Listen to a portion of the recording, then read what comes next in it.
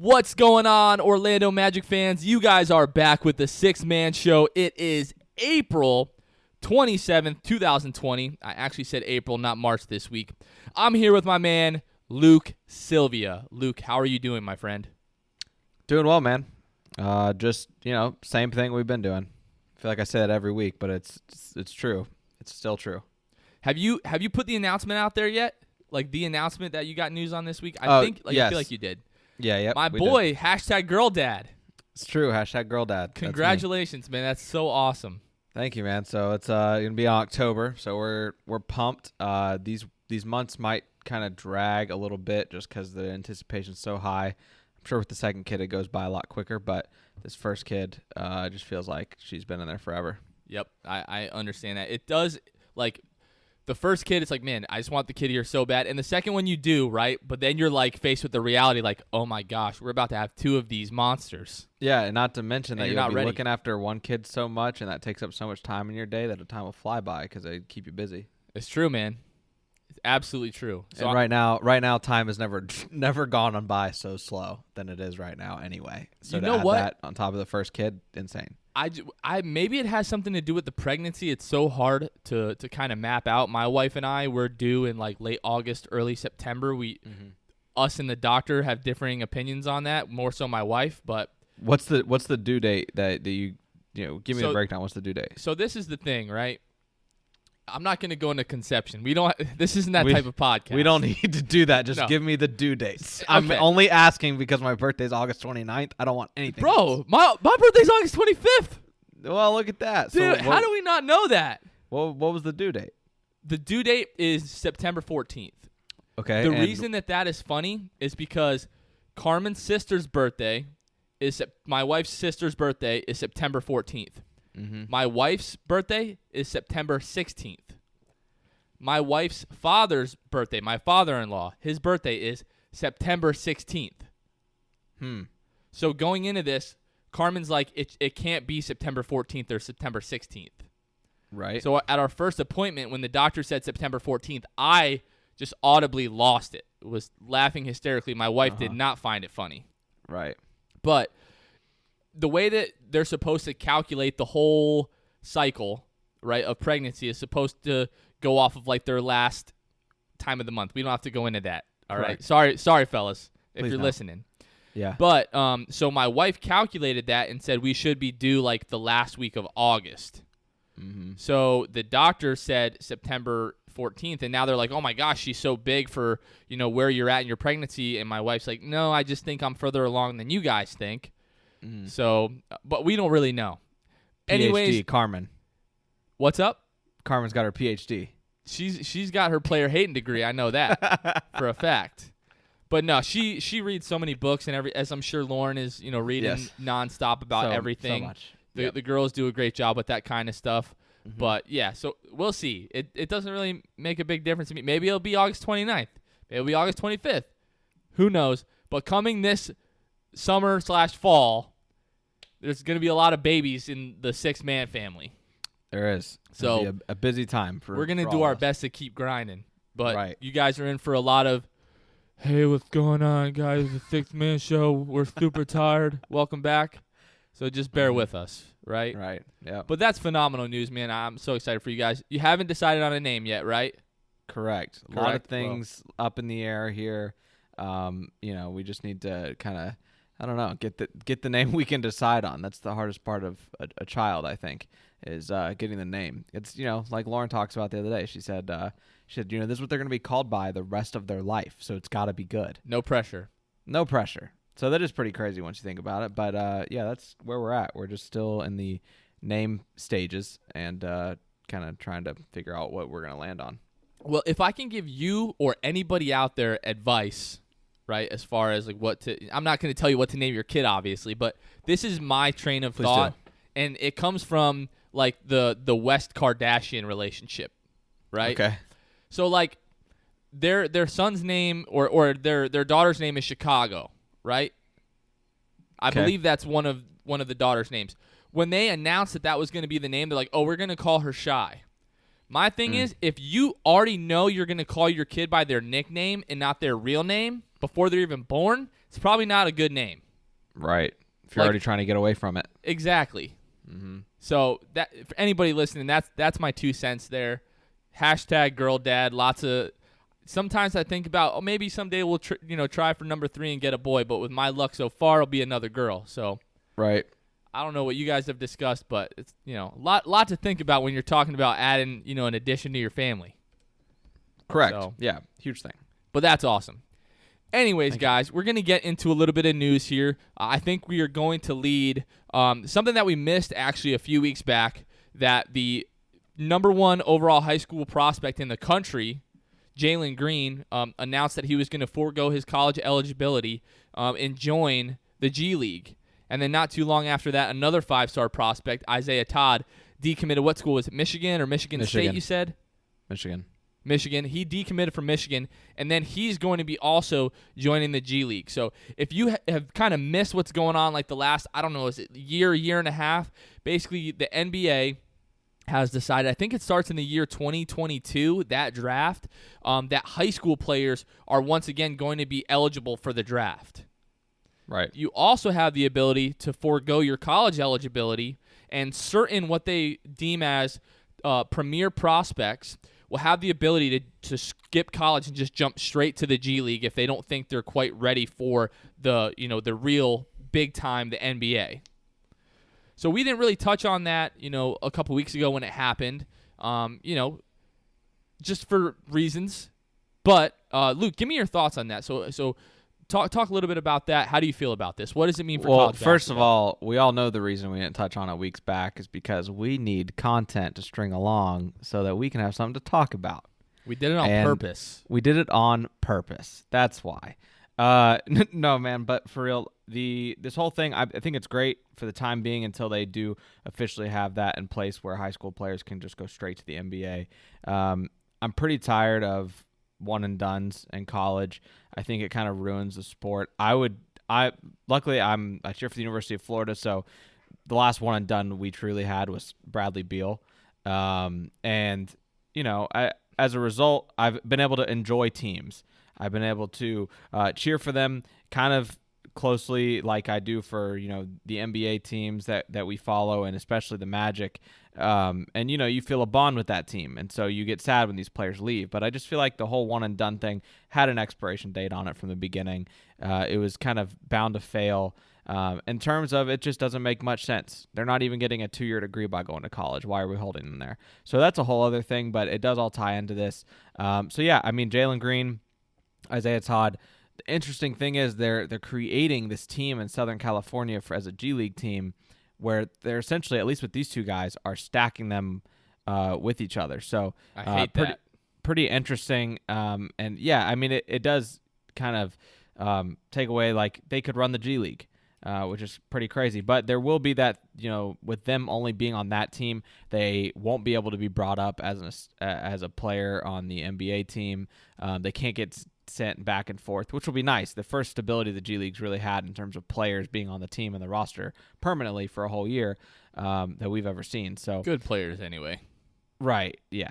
So right. Exactly. So that's kind of the good part of this, is that being in this program in the NBA, in the G League, they have to stay for the year, and then they can just enter the NBA draft. Nobody has rights to them.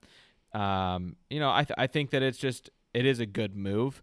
And it's temporary, so you can't really bash it too much. It's only going to be around for a few years, and then they'll put in that players can go straight from high school to the NBA. I think long term though, they have to, like, the goal has to be to try to generate as much revenue as you can in the G League. So even though we're going to see like the premier, like the cream of the crop high school players making the jump straight from high school to the NBA, I do think that at some point, even if you're not like one of the best 2 or 3 high school players, you might just decide, look, I'm going to enter into the G League draft or whatever it is, play for a year there or 2 years, develop a little bit, and then make that jump to the NBA. Some guys just aren't going to be ready for the league from a physical standpoint. You know what I mean? Yeah. And the other good thing about it is, so often in college, you see college players who don't translate well. Their skills don't translate well to the NBA. That's why you have things that are, we deem busts. And more so that happens with college football to the NFL, I believe. But it still happens. And so I think putting these players from high school straight to a G League team is really smart. And I don't know if every team does this, but I assume it is pretty normal across the board. The Lakeland Magic, since being employed with them, I know this, last year, I know that Orlando runs the same plays as Lakeland, or should I say Lakeland runs the same plays as Orlando. Right. And that's a continuity thing. And so those players can come down or go up and know the playbook regardless.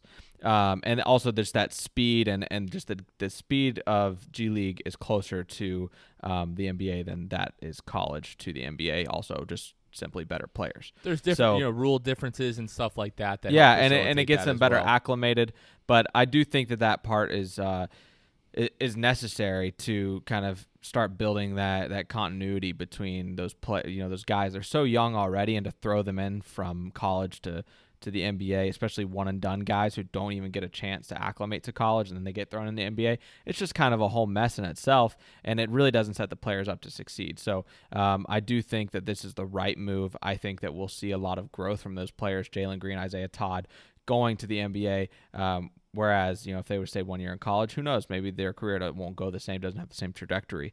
But, Jonathan, we've already seen this kind of play out in its own way. As we know, that LaMelo Ball went to Australia and he was foregoing, playing in college. And so that was a move he made because professional ball is, kind of closer to NBA than college is. And also he's able to make money, and obviously as a young guy, that money is very alluring to them and plays a big factor. So yeah, Jalen Green, I know they said he'll be able to make up to $500,000 his first year, and that's not including any type of brand deals, things like that. So that's pretty insane to me, but I mean it makes sense. Unfortunately, he will be probably the youngest on the team and being paid the most besides maybe two-way guys. And that's solely because base G Leaguers make $35,000 a year. So right. I'm sure there will be some bitterness that is shown maybe between those guys and those teammates as he kind of just comes in and is already making $500K at the most. And so it'll be interesting to see how it plays out. But in the end, like I've said and we'll keep saying, I think this is the right move. Well, I think there's a good point there at first. Like, there's definitely going to be that bitterness, but as the NBA, it's in their best interest to try to promote and grow the G League. So even when that rule is implemented that they can jump straight from high school to the league, I still think they're going to try to, I don't know if poach is the right term, but definitely try to lure more high, level prospects to forego college and just go right into the G League. The more that happens, it's just going to continue to grow the G League, grow revenue, and then eventually maybe those salaries can get leveled out a bit more, so there isn't that huge, discrepancy where you're making 10 times as much as maybe like the second or third best player on the roster. And they've got that master plan. They know where they want it to go. The G League knows that they can make more money this way. I don't see how the colleges will even compete with one and dones. Coach K will not be able to get those guys. Calipari will not be able to get those guys because there's literally no aspect of that they can win. You can, some people might say, well, what about the college degree? They could stay if they wanted to after a year. Nope. The G League has already said, and the NBA has already said, we will allow and pay for them to go get their college degree from wherever they would like after they're done. So that the NBA is just, they've got them beat here. Yeah, for the high-level prospects, it's really a win-win. You're going to be playing with a higher level of competition. You're going to be playing literally in front of NBA scouts every single night. Better levels of competition. You're going to make more money. You're still going to be able to get your degree. There's really no downside for those top-level prospects. When I heard about this, my first instinct was oh no, what is this going to mean for college basketball? And then when I really started to think about it, especially talking about Duke, Kansas, Kentucky, North Carolina, UCLA, the big blue blood schools that draw in these top-level prospects, they're going to get back to the groundwork where they actually have to build programs again. Yeah. At least North Carolina, even when the one and done came into play, the best team that the UNC has had in the last 15 years was the 2009 team. Tyler Hansbrough, Danny Green, Wayne Ellington, Ty Lawson, those guys. Since then, we've been like struggling to recruit those one-and-done guys. When they won the national championship back in, what was that, 2017, it was Joel Berry, a guy who was there either 3 or 4 years, Isaiah Hicks, Kennedy Meeks, guys that were there 3 or 4 years. The highest level prospect that we really had was, we had, Cole Anthony this past year. That didn't really pan out. A few years ago, we had Harrison Barnes, who, they got pretty deep into like the NCAA tournament, just didn't turn into a national championship. But that's what I'm most excited about. I think at first it's going to hurt college basketball a little bit because they're like, okay, we actually need to start recruiting and building programs again, guys that are going to be in this program, 2, 3, 4 years at least. So I think it's going to be, like you said, it's going to be better for college basketball overall. The thing that I really don't like about this G League thing, especially like this first batch, is that Jalen Green and Isaiah Todd, like you said, are going to be on the same team in the G League system and potentially like take over the G League. Right. Obviously, that's going to be like the premier ticket anywhere that they play. They're going to be like the Miami Heat, going back to 2010 of the G League. Everybody's going to want to see that team. Guys are going to want to play and sign for that team because they're going to have, those premier prospects and everything like that. What I would like to see is them implement some kind of like G League draft, where if you're one of these prospects coming out, take like the worst 10 or 15 G League teams and basically enter them into a lottery. And then from that point, you pick like the best of the best. And then once you've played your 1 year in the G League or whatever, and you decide you're ready to go to the NBA, then you actually enter the NBA draft. So it's not like if you join a G League team, that team has like exclusive rights to you or anything, because then you just enter the NBA draft and go from there. Yeah, but the other thing, as I'm thinking about it, that is kind of odd. Obviously, we know that they're saying it's going to be in Southern California, this G League team. It's kind of a mystery, and like what it's going to be, I haven't seen a whole lot about it. But the interesting thing is, every G League team has an affiliate. So you look at the Lakers, they've got the South Bay Lakers. You look at the Warriors, they have the Santa Cruz Warriors. You look at the Kings, they've got the Stockton Kings. You look at the LA Clippers, they have the I believe it's the Agua Caliente Clippers of Ontario team. So they've got all these teams already in California. So it's kind of like, is this really like, is this going to be permanent? This little like team that they put in Southern California, is that where all those players are always going to go? Right. And I don't know. Maybe it's a good idea. I don't know. That's why they're in these positions and I'm not. But like you said, I don't really like it. I would like for them to go to a G League draft their first year. Like you said, have lottery teams, just like they do it now, and just have those players in that draft pool. So very interesting to see what that team, even if they even announce it as an affiliate to anywhere, it'll be, I think it'd be the first G League team to not have an affiliate to any team if that is the case. So there's a lot of exciting things to look at when it comes to that. There's a lot of movement. I love coming from the G League myself, obviously not as a player. I know you'd be surprised by that, but being there, you get to know these players, you get to know their stories, you get to see kind of the difference in life of G League to NBA. But to see that maybe the G League can get more money, I say good for them. I think the G League is a good league. I think it is a genius development league, one of the sports that's truly gotten it right. And I really am excited to see them flourish because of all this and the moves they've made with the NBA. Well, it's going to be a matter of time, and right now that's really all that we have is time. We don't know when the G League is going to come back, but there has been some news about potentially the NBA kind of starting to come back.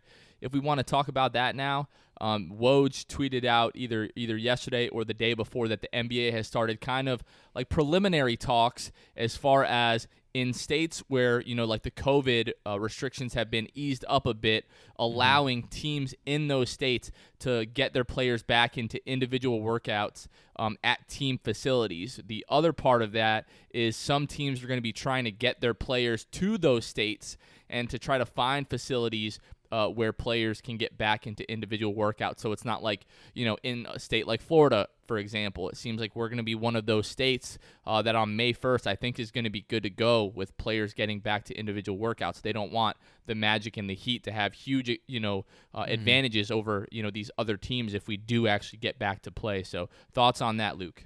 Yeah, I think it's a good sign. I think it shows that the NBA is not giving up on this season. Not that we thought they were, Thank but God. there was some pessimism, and I think there still is. I know a few weeks back, Jonathan, you and I were both on the train of NBA seasons definitely getting canceled. While I am still weary of if it will get canceled, if it won't get canceled, I think there's still a definite possibility it does get canceled. But I do like seeing that they are progressing. So that's a relief. And, but, whether they say like, oh, we don't want there to be an advantage really to the state of people in the state of Florida, obviously, because they've lifted that law and everything like that and kind of eased up on the stay-at-home orders. While they say that they don't want there to be an advantage, there's going to be an advantage. Every I'm Orlando, absolutely A-okay with me. Magic players, Heat players are going to be back in the gym immediately, doing individual workouts because they can't do team ones. But I just think that happens a lot quicker for those teams rather than, someone that's out in LA playing for the Lakers, the Clippers. So, yeah, I mean, it'll be interesting to see. But like I said, all in all, really great news to report on this podcast so far because there's really nothing. It's all we're making progress, and I say that as if I'm responsible for any of it. But there is progress being made. I need basketball back, Jonathan. I need the playoffs. I've started twitching a little bit, and I just need playoffs back in my life immediately. I knew that I missed basketball, but I didn't realize just how much I really missed basketball until I was putting that highlight clip together last week as I'm trying to go through. And Luke has been so great to try to show me the ropes of, Adobe Premiere and all that. I'm trying to learn all that good stuff, expand my skill set. But then last night, I turned on that Magic Bulls game that they were re-airing. Some of that stuff is like The Last Dance. Everybody's so hyped up about Michael Jordan again right now. But watching that, and then I watched like the first few minutes of Shaq's debut for the Orlando Magic, and just watching that because I've never seen any of that stuff. It all happened before I was alive. So, but just able to watch it was literally like watching a live game. Now the picture quality obviously wasn't as good as what we have now. We're spoiled with the technology that we have, but it literally it just felt so good to watch sports. This past week we had the NFL draft. It felt so good just to feel like, oh man, this is what it used to feel like to watch like sports related events on TV. Like it wasn't quite the same, but it was so much better than nothing. So yeah, it's great. Did you watch that through Fox Sports Florida? I did. That must be nice, Jonathan. Us out here in Omaha, Nebraska, we don't get Fox Sports Florida. I don't know exactly how that works, if I could even pay. I just think that we're not in range, so that therefore, I don't get that. But that's fine. You enjoy your Shaq reruns, and next time I'll FaceTime you, and you can just watch it on my phone. Perfect. Watching me watching it. That's what I want. Type of thing. Yeah. It's better than nothing. It's true. It is better than nothing. But man, I think that I'm excited. I'm excited for it to be back to normal. I don't know when normal will happen. Maybe this is our normal now, but man, I'm pumped for what's to come for sports and to see kind of how they handle all the rest of it. What I ask, if there's any Magic players out there listening to this, I'm not trying to brag.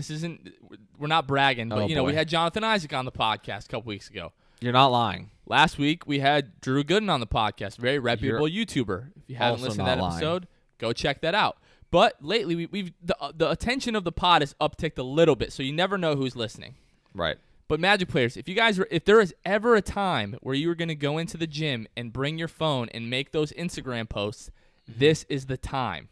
Absolutely. People will eat it up like pineapple Dole Whip. Wow. 100%. My wife's trying to make it here at home, so we'll see how that goes. But I'd be all over that stuff. Seeing Mo Bamba getting back into the gym, Jonathan Isaac definitely, Chuma Okeke. If you feel so obliged to do that, we'd love to see some footage of you as well. But yeah, man, I'm excited. You know what I might be like equally as excited for at the possibility, at the prospect of the barbershops possibly reopening. Yeah, it's getting rough out here. I have worn a hat on this podcast for at least 4 weeks straight, and that is just simply because I need a haircut. I think I am probably 2 to 3 weeks overdue, and it's starting to get a little long. I can pull my hair down, the front of my hair down, and it almost touches my nose, the bottom of my nose, tip of my nose. So we're getting there, Jonathan. We're approaching caveman hours here. So I have a receding hairline, so that's why I wear the hat. But it is what it is. I still grow it. The hairline's just every couple of years just going back a little bit further. But like the sides and the back and everything, it's touching my ears. I can't do it, man. I texted my barber today. I'm like, what's the deal with the shops, man? Is the shop reopening, or am I gonna have to make a trip to your house because I'm getting desperate. It's getting bad. Yeah, I usually go to Sport Clips because my hair is not hard to cut. I just use a scissor cut, and that's all I need. So I've been looking at their app and just seeing if there's anything. Oh my gosh, I'm looking for anything on their app. You're refreshing it like a Disney Fast Pass. Like I am. Come on. I need them to say either open or have some little area on the app where it tells me that so and so will come to the house if you at a flat rate of this and cut your hair. That's all. That's what I want. I just want the in-home haircut, and then I'll be good for another month. What's the most amount of money that you would pay for a haircut right now? Right now, the most amount might be I'd pay $100 for a haircut right now. Whoa! I would pay $100. See, right now I'm able to kind of rock the hair that I've got right now solely because I only see people on Zoom call meetings, and I wear a hat. I only see my wife otherwise, so like I'm okay, but I might start going back to work soon, and I really hope that shops will open up again then. I hope there's not a delay because then at that point, yes, I will spend $100 on a haircut. I think right now, normally I pay about $25 for a haircut right now. So I would be willing to probably right now, I think I'd be willing to pay like probably $45, $50. Right. But I'll be at 100 next week if I have to go back to work. I've been going to the same guy for like 10 years. He knows like my schedule. We have like every 9 to 14 days. We've got it like down to a science. Every 9 to 14 days I get a haircut. Like that's my routine. I like the way that my head feels at that point. It just is what it is, and it's been like almost a month and a half since I've had a haircut. And I'm just dying, man. I cannot wait. I'm in the same boat, but I'm usually every month or so. I'm not struggling as much as you are right now. Well, like I said, I don't have that much on the top of my head anymore, so I got to dress it up the best that I can. I got to maintain it. Yeah, I gotcha. So when it's all there, and you're like, you know what, it's gonna be here forever. I can cut it whenever I want. Mm-hmm. So me, I don't know how many haircuts I have left. So I got to get them in as much as I can. Yeah, I feel you. Anyway, so we did mention The Last Dance. I don't know if you want to talk about that a little bit here. So everyone knows The Last Dance Jordan documentary debuted last Sunday night. 2 episodes. Luke, what did you think? Will you be watching going forward? Has it changed your perception of anything? Is there anything that you learned? I don't know if there's much that I learned. Maybe the exact details of Pippen's huge contract. Not huge. Gosh. Long contract, not huge. Maybe that was the only thing that I saw and really thought was pretty ridiculous. Obviously they revisited the Jerry Krause type stuff that, Jordan and him didn't see eye to eye. I thought it was interesting. I think that they will, there's, the huge Jordan fans will definitely tune in every week. They might see a drop off after the next couple weeks, to be honest with you, and viewership. But who knows? And people may tune in then for the last couple episodes of the series because it is a 10-parter, which I think is covering 5 weeks. So, yeah, I don't know. I thought it was good. I thought it was well done. Obviously, it's ESPN. They're going to do a good job producing it. So, yeah, I think it was well done. I don't think I liked it as much as a lot of people did. But with that being said, who knows? I might tune in tonight. I might play Xbox instead. That's kind of where I'm at. Me, I went into it with the wrong perception. To me, and it's just clearly my own fault because everybody else that I've talked to has disagreed with me, and that's completely fine.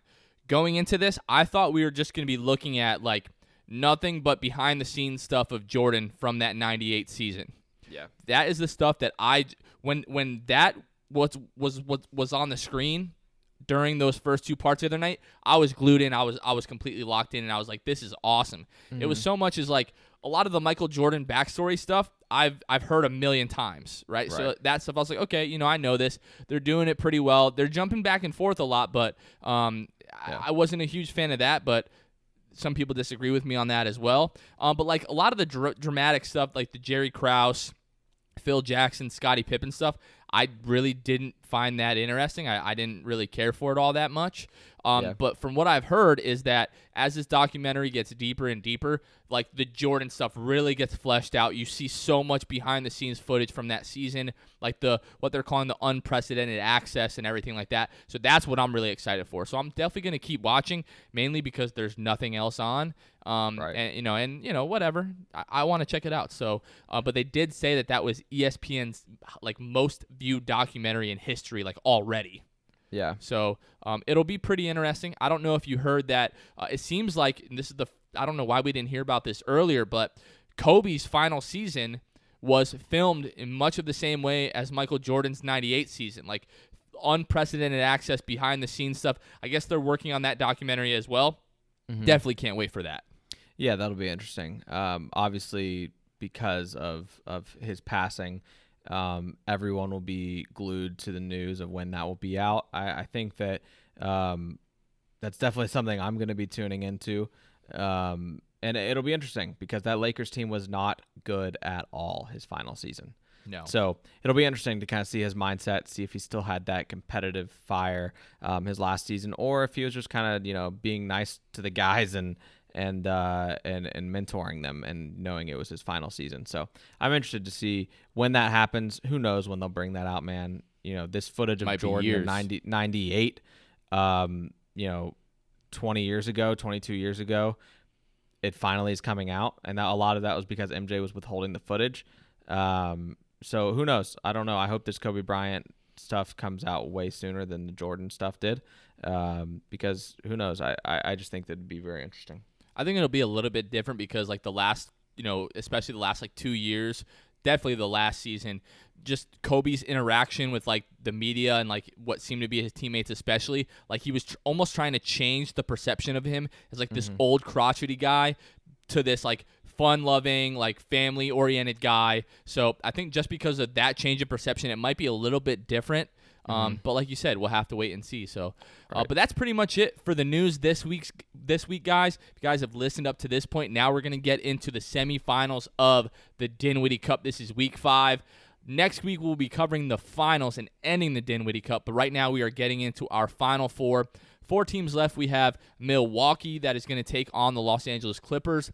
And then the New Orleans Pelicans will be taking on the Toronto Raptors. So, Luke, before we get into this, final thoughts. What do you see panning out tonight and the rest of the Dinwiddie Cup here? I think that the closer series, well, really they're both probably going to be close series. I think that they're both, if it was flip-flopped where Milwaukee was playing New Orleans and the Clippers were playing Toronto, I would say probably both series would be blowouts. But because we've got Milwaukee playing the Clippers on one side, being the best 2 teams left, and then Toronto playing the Pelicans, I think both series will be tight. But I honestly, I think it'll build up to be an anticlimactic championship game. But this week should be fun. Right. Yeah, I think that we're looking at that Milwaukee Los Angeles Clippers series. Whoever wins that series is really going to take the whole thing, in my opinion. I agree with the point that you made that both of these series are going to be pretty close. It's going to be interesting, though, because your pick, the Los Angeles Clippers, are still in it. And if they win tonight, your pick for them to win the Dinwiddie Cup is looking pretty good. And if I get that right, you guys have to send me some of that pineapple Dole Whip that you guys are making tonight. I can't promise you that because if it's anywhere near like close to the pineapple Dole Whip at Magic Kingdom, it'll be gone tonight. Yeah, I can't blame you. I really can't. I'll try.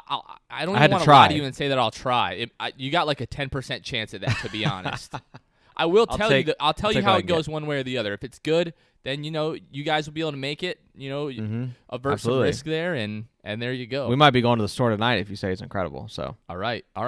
Well, without further ado, Luke, let's get into this. Let's see what's going to be our first matchup here. So we're going to simulate this with the Simcast. So it looks like it's going to be Pelicans at Raptors Game 1. Before we get into this, everybody that's been following the Dinwiddie Cup so far, you know that the last few rounds have been best of 5 game series. So now that we're getting into the semifinals and then the finals, we're going to get back into the traditional best of 7 game series. So just like we've been doing this, we're going to simulate these games with Simulcast. And then once we get into possible elimination games, if those games are close in the last few minutes, we'll actually jump into the game and watch those pan out in real time. So here we go. Pelicans Raptors game 1. Here we go. All right. And I think just like we, kind of suspected, these games are going to be pretty close, and it's been pretty close in the first, couple quarters here. And let me clarify. In real life, I think the Raptors win this series pretty handily. But because it is 2K, they have favored the Pelicans this entire time as the Pelicans knocked off the Lakers, which was very unexpected and very 2K-ish. So, yeah, I think in real life, Raptors win this series pretty handily as we see the Raptors are up 10 in the third quarter. So, I don't know. We'll see how this one shakes out. So, Luke, I've kind of been debating about whether I was going to bring this up on the podcast because it's, as you know, it's a little bit of a personal topic for me. Now, without getting into too much detail, the last week or so I've gotten into this new hobby. And I think, Luke, you might know where I'm going with this. It's called razzing. I do. You want to talk about this? You want to air yourself out? I might as well. Like, we don't have anything else to talk about. Oh, we're in overtime here. We're in overtime right now. We'll give it a minute here. All right, let's see what's going to happen. Looks like the Raptors had a couple big shots late to win the game 120 to 116. As they take game 1, Raptors are now at 1-0. We'll go to Milwaukee Clippers. So, I'll give you, this is your last chance. Are you sticking with the Clippers here? Oh, I'm absolutely. I started with the Clippers. I'm ending it with the Clippers. I respect it. All right, looks like Pascal Siakam has had a twisted left ankle. He's going to be out 1 to 2 weeks. Oh, that's not good. That's not good. So he's probably out the rest of the series in that case. Goodness. That swings thing. And there is my wife in Twitch chat. She wants to talk about my new Raz hobby. I don't know. I don't know if we do that. I don't know if we go there. No. All right, well, we can talk about it. So basically, if you guys are not familiar with razzing, basically what it is, it's like a raffle. Let's say I'm giving away like a 6-man show autographed microphone, right? I know everybody wants that. That goes for hundreds of thousands. I agree. Yep. So let's say I wanted to sell this mic for $100, right? Mm-hmm. I can pick the amount of spots that I want to sell, for this raffle and the price point. So if I wanted to give this away for $100, I could either say I'm going to sell 100 spots at $1 a piece, or I'm going to sell, 10 spots at $10 a piece. You get the gist of it, right? So once everyone is entered, you pick your number or whatever, and then they do like a computer-generated raffle, and whoever wins that prize, right? Mm-hmm. So I've been getting into that, right? So it started with me last week. I'm a gigantic Orlando Magic fan. Everybody knows that, obviously, really? If you listen to the show. Yeah, I know that you and I have never mentioned that, but yeah, I'm a huge Magic fan. I love the Magic. Good to know. To know. But I'm also a huge Giants fan. They just had a great NFL draft, by the way. Very happy of the way that went. As the Bucks are up 2 in the last minute here, what's going to happen? Bucks win 116 to 111. Luke, it looks like our prediction of these being pretty close is coming to fruition, which means we might actually get some real game footage this week. We might jump into multiple games. Oh, my goodness. Who would have thought? All right, we're going to get into Pelicans-Raptors game 2. Remember, Pascal Siakam has twisted his ankle. He's probably going to be out the rest of this series here. So we'll simulate Pelicans-Raptors game 2. Looks like Marvin Williams for the Milwaukee Bucks has strained his right MCL. He's going to be out 2 to 4 weeks. Okay. All right. We'll get into this simulation. But anyway, so last week it started with me winning autographed Daniel Jones jersey. Danny Dimes. Started it all. Anybody that knows me, yeah, it started it all. Anybody that knows me knows that I am a true believer of Danny Dimes and what he brought to the Giants last year. So I won that. But then, Luke, I won a Penny Hardaway autographed basketball. And that's what really did it to me. Mm-hmm. So what I was thinking, I was like, man, maybe I can get into like 1 or 2 little things here that like people are giving away like these big prizes, but if they're like relatively small entry fees, the odds of me winning are really slim. But if I win, like that's going to be a like low risk, incredible payoff. Got me into a little bit of trouble with the wife. Mm-hmm. Wasn't that happy. We had to sit down. We had to have a talk about, I need to cut down my spending with all that. Whatever. She's right. Okay. But Good, Luke, good thing to say. 10 minutes after Pascal Siakam is injured. Okay, why did my brain see that as a new fact? We already knew that. As the Pelicans take Game 2, 105-97, I think the Siakam injury is going to have pretty big implications in this series as we thought. All right, let's go back to Game 2. We'll get back to the Raz in just a moment here. Milwaukee Bucks Clippers here. We'll get into Game 2. We'll see if that Marvin Williams injury hurts the Bucks' chances here. But then Doubtful. 10 minutes after the draft started, yes, doubtful. 10 minutes after the draft started, I won an autographed LSU Joe Burrow signed helmet. That's so big. It paid off. It paid off big for your boy. Yeah. So, but man, it's gambling, and it gives me a little bit of like the sports fix. Right. So I'm trying to bring home some more, Orlando Magic apparel. But yeah, wife and I had to have a talk. Carmen probably thinks you already have too much stuff, so I think you're walking a little bit of a little tightrope here. But yeah, well, bold strategy, Cotton. We'll see how this pays off for him. Well, marriage is a tricky thing. Happy wife, happy life. You're right. So got to do what I can to make the wife happy. As we're looking at the Milwaukee Bucks with a 2-point lead with 8 minutes to go in the fourth quarter, man, I'm really excited to get into these Clippers Bucks games towards the end here.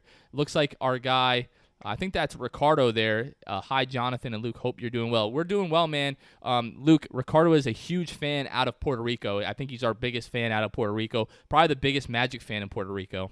Wow, that's awesome. Thanks really for tuning in, Ricardo. Luke speaking the truth, as my wife says in Twitch chat. All right, Milwaukee up 2-0 on the Clippers. Luke, your pick is in trouble. My pick's in trouble, but I think we go back to home court next. So this is true. I'm not panicking yet. Not panicking yet.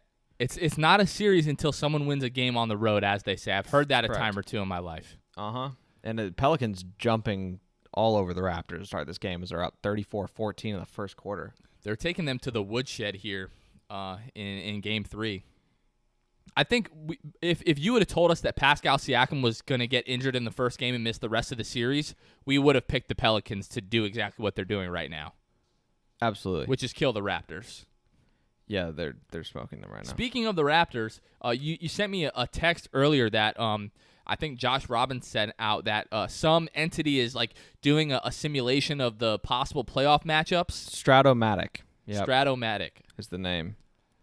And Luke, tell the listeners if they haven't seen that exactly what they're doing and kind of how that's all transpired to this point. Because you had a pretty big objection. Yeah. So the Magic took they're doing the simulation of the series of if we were in the playoffs. Magic took a 2-1 series lead according to their simulations, Stratomatic simulations. And if you look at this box score, Jonathan, can you tell me who had what star player had the least amount of impact in our series with the Raptors last year? That would be none other than the Montenegrin machine, Nikola Vucevic. Right. So the same Nikola Vucevic that dropped 28 points and 15 rebounds on the Raptors, who, by the way, would still be getting guarded by Marc Gasol. Not a lot changes there. I don't really trust the simulation. I would love to believe we'd be up 2-1 right now, but also I look down at the box score. As you pointed out, Markelle Fultz played 22 minutes. So, strange. There's just things there that are kind of suspect when it comes to try to let's talk hypotheticals right now. Like, try to put yourself in like that kind of mindset. The Magic steal like maybe Game 1. I think they did win Game 1 in that simulation. So Magic win Game 1 right in Toronto. Mm-hmm. So we're like, all right, nobody's all that excited right now. Like we won Game 1 last year in Toronto, and then we got smoked. Now they don't have Kawhi, but everyone's probably still a little bit cautious at that point. Game 2, the Magic lose, and people are like, yeah, see, this is exactly what we're saying. This is what happened last year, blah, blah, blah. Now we go back to Game 3 in the Amway Center, and the Magic win Game 3. Take home court advantage, right? What are we talking about at that point? How excited are you? How much are you freaking out? As the Pelicans also took Game 3 and now are up 2-1 on the Raptors, ironically. Yeah, let's go ahead and start this Milwaukee-LA simulation, and I'll get back into this. So my mindset at that point, I'd obviously be hyped. I was hyped last year when we went up 1-0. But knowing if that happened this year, knowing kind of how last year panned out, I would definitely not be as hyped as I was the year before.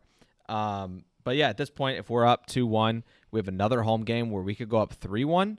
I mean, you're thinking about that's the biggest game swing of the series right there for us. I mean, what else can you say? But I'd be hyped thinking we have a real legitimate shot getting to the second round. Thankfully, and all thanks to the fact that the Raptors don't have Kawhi Leonard this year. Absolutely. And at that point, we'd be talking about the biggest game in the last 10 years for the Orlando Magic. The city would just be on fire. I'm getting chills talking about it, Jonathan. I really am. And honestly, we talked about this with Drew. You know, as far as like my dream matchup, it would be Toronto. And if that ends up happening and it's not Milwaukee, by whatever, random act of God at this point, that's what it seems like it's going to take for basketball to come back in the first place. As the Clippers now take Game 3, so your pick is still alive, and we have ourselves a series there, Luke. Told you I wasn't panicking. You were not Steady panicking. hand. You're Not cool panicking. under pressure. That's it. Cool I've hand seen Luke, it in some would Warzone say. plenty of times. Carrying the team on your back, it's you versus a 3-man squad, and you're just you're popping their melons. Their Heads. When I say melons, I mean heads. Right. Yeah, man. I mean that it is what it is. I'm cool hand Luke. So Cool hand Luke. I like it. All right, so we're getting into Game 4 here. Pelicans Raptors. If the Pelicans win here, they're headed back to Toronto up 3-1. But this game has been pretty close here so far for the most part. but yeah, Jonathan, I mean, hypothetically, do you think that if we were up 2-1, you think we could get the job done and go beat Toronto? Man. Or do you think it would be too good to be no, but my body, Mm-hmm. my body's telling me yeah. I don't mean to, sing a pedophile song. I apologize for that. And a urinator, but that would be like the most torn that I've ever been in my life, probably over anything. Well, if you look at it, you have to take into account what's happened in the series. The game that the Magic hypothetically won, Pascal had 32 points, and Lowry had 20. So, I mean, that's that's not bad games from those guys. Right. So, if that happens in real life, you got to think, they gave us their best shot, and we still won. So, I think we'd have so much momentum. The Amway would be rocking, and For Game I think 4, we'd end up winning. it would just be a disgusting, filthy, amazing atmosphere in the best possible way. Absolutely. I think we would win if we were up 2-1 on the Raptors this year, to be honest. This is what would happen. Like, playoffs come around, all right, I want to go to a playoff game. I got to start socking away some extra change to buy playoff tickets and everything like that. Yeah. So my wife last year, we were like, all right, this is the first playoff game we've ever been to. We want to have somewhat decent seats. So we spent a pretty decent amount of change on that, right? So we would do that, right? But then it's like, okay, if we win that game, I'd be looking at my wife like, we have to go to Game 4. We have to sell the kid. We're going to Game 4. You know what I mean? Like, Carmen, I would just want to be listening. at every game. That's why I want to move eventually closer to Orlando, so I could just go to every single game and it not be such a big deal. Yep. All right. So Clippers have a chance to tie it. They're back home in LA. The We're going Raptors into tied it Game up, by 4. the way, for those of you that missed it. The did. Raptors have made the series 2-2 with the Pelicans. Man, Without Pascal. So. How amazing would that be if they push that series to 7 games? Because 7-game series usually takes about 2 weeks, and then Siakam could possibly come back for the finals. So the Raptors are doing their best to stay in it, and the Clippers are up 8 early on in the second quarter here. Yeah, they are, but Bucks came back, and now they're up 5 in the second quarter. So This is going to come down to the wire. It's going back and forth, back and forth. This is, what a lot of people would say would probably be the NBA Finals this year if we're able to get back to basketball. yeah, or there wouldn't be the Pelicans to beat the Lakers. True. Very true. But who knows? Maybe there would have been. Maybe the Pelicans could have ended up grabbing that 8 spot. I think they did have a really good chance of it. So I don't know, man. I really hope that they don't just shorten the regular season, but I think they will. I hope they don't jump right into the playoffs. We have a real shot to grab that 7 seed. Orlando does, so that would be nice. As the Clippers win by, what are we looking at? 18. 18-point win to tie up the series. Cool hand, Luke. He I told you, wasn't I'm panicked. not worried. All right, going to Game 5 here. Pelicans Raptors. And we'll see. So now the Raptors are back at home. That crowd. And can we talk about that atmosphere? Like the last couple of years, what they've developed there with like the Jurassic Park outside of the stadium and everything like that. Like it just goes to show you, it doesn't matter the market. If you give them a good team and a legitimate chance at a title, like the fans are going to come out and support. Yeah, and I mean, you got to think that does a lot for the city of Toronto as well. I think that those players heavily rely on the fans, especially this year without Kawhi. They still have stayed steady and been one of the top teams in the East. I think that they, that home crowd and that atmosphere and the city of Toronto really embracing them, doesn't hurt that they won a championship last year, but you got to think that played a part in that as well. And it looks like that home atmosphere is about to drive the Raptors to a Game 5 win. Raptors are almost up 30 right now in the fourth quarter as they win 117-91. Good grief. Was that Game 5? That was Game 5. So we go back to New Orleans for the elimination game. Win or go home for them. Absolutely. All right, we're back in Milwaukee now for Game 5 as the Clippers are looking to steal one on the road against the Bucks. So, question, do you think that Toronto eventually builds a statue for Kawhi / retires his number? I think they should. I don't think they will. Isn't that such a weird thing to say for a guy that played for them for 1 year? Yeah, the guy that played for 1 year and won them a championship. And then dipped. And left. But, I mean, he didn't want to go to Toronto in the first place. Kawhi did one of those BA things. He said, I don't want to go to Toronto. I'll go. He went and won a championship and left. It's just like it was nothing. It's a gangster move. It is. And that's why Kawhi Leonard is so loved. Because he kind of just he rolls with the punches, and he wins a championship. Your pick is looking really strong here, Luke. Up 15 early in the fourth quarter, Game 5. So they'll be heading home for Game 6, possible elimination game against the Milwaukee Bucks. 106-91 over the Bucks. Yeah, and they won every quarter, so that'll happen when you lose every single quarter. Unreal. All right, so we are going back to New Orleans, Game 6, Raptors at the Pelicans here. So this is a potential elimination game here. If the Raptors win, the series is over.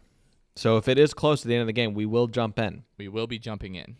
But with our luck, one team's going to blow out the other. Exactly. That's pretty much the way that this whole thing has panned out. I was so excited for this idea. I still think it's a really good idea, but just for whatever reason, the way that, the algorithm or whatever mechanism that 2K has built into the game for simulation, it just doesn't really reflect what you think would happen in real life. No, it doesn't. And that's essentially why computer simulations and things like AI type stuff, that'll never replace the real thing. Correct. And being able to play those games. Yeah, and to be fair, what you think is going to happen in real life almost never happens anyways. No. As the Raptors are up 18 points midway through the third quarter here, now up 20.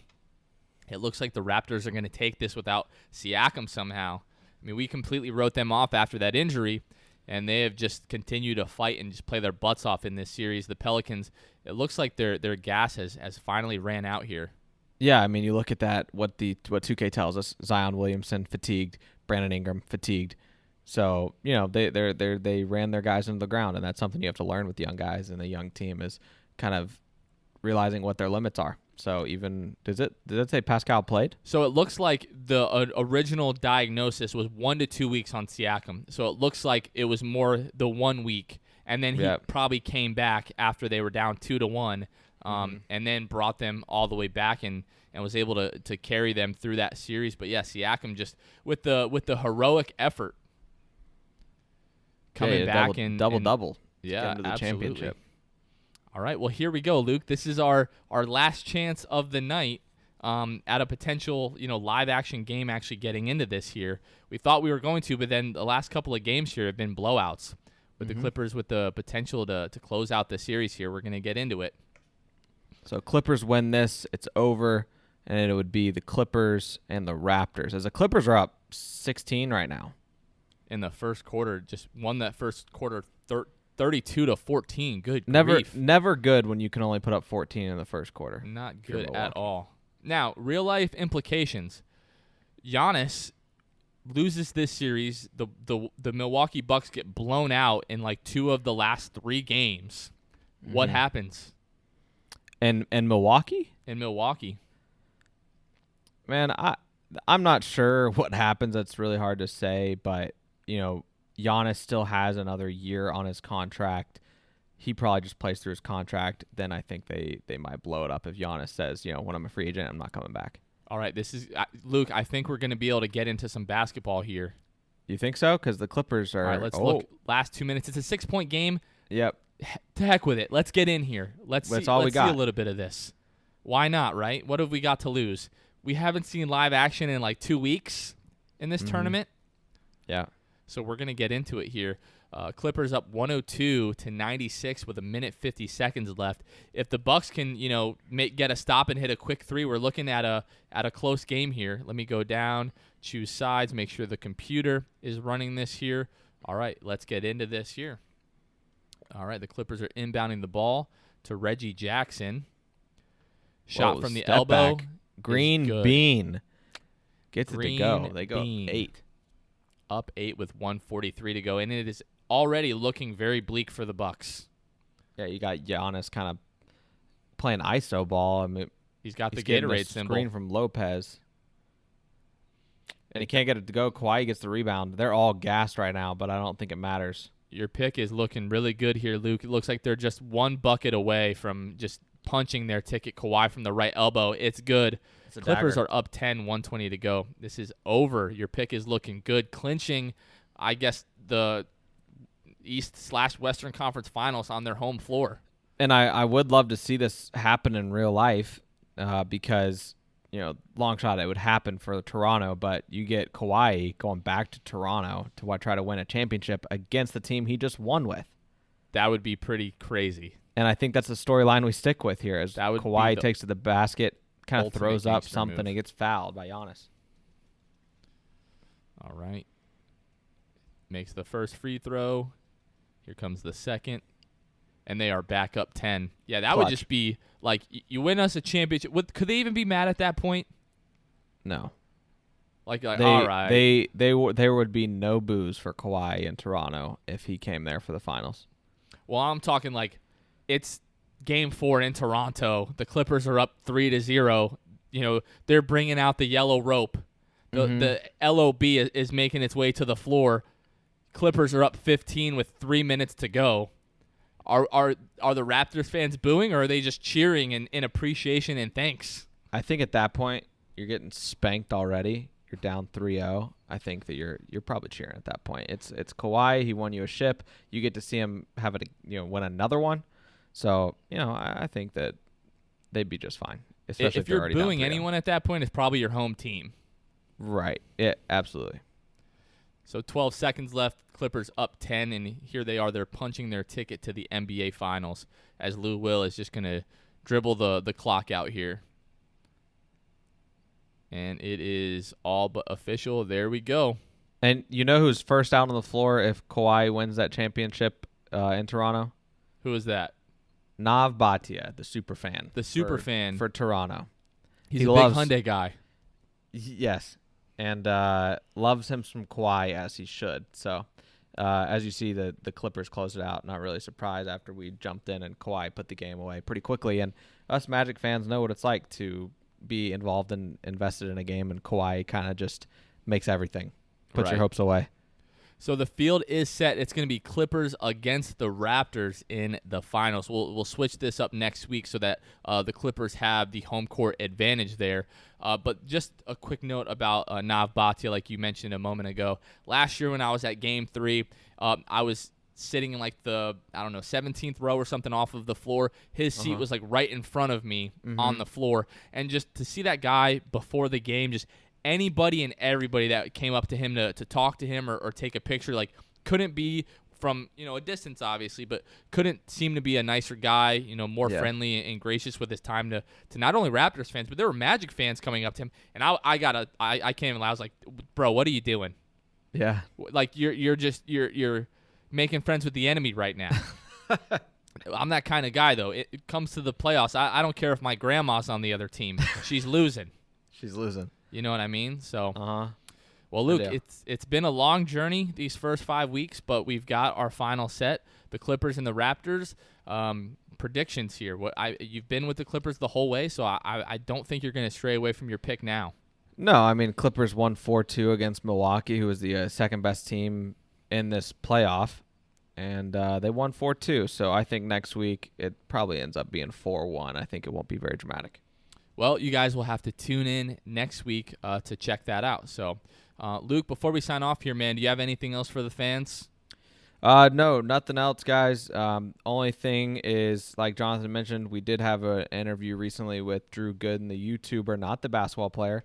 But if you haven't listened to that, feel free, go back, iTunes, YouTube. We're kind of everywhere now that we've started doing YouTube. So, guys, feel free to go back and listen to that. It was a fun podcast. Drew's a great guy, and hopefully we have him back on when there's actually basketball on TV. Absolutely. He was amazing. Interacting. A lot of the attention that we've got on that interview have been from a lot of his fans. So if you guys are still listening to the show, thank you guys for checking us out in the first place. You guys have been really, really kind with the words and the reception of that episode that we did with Drew.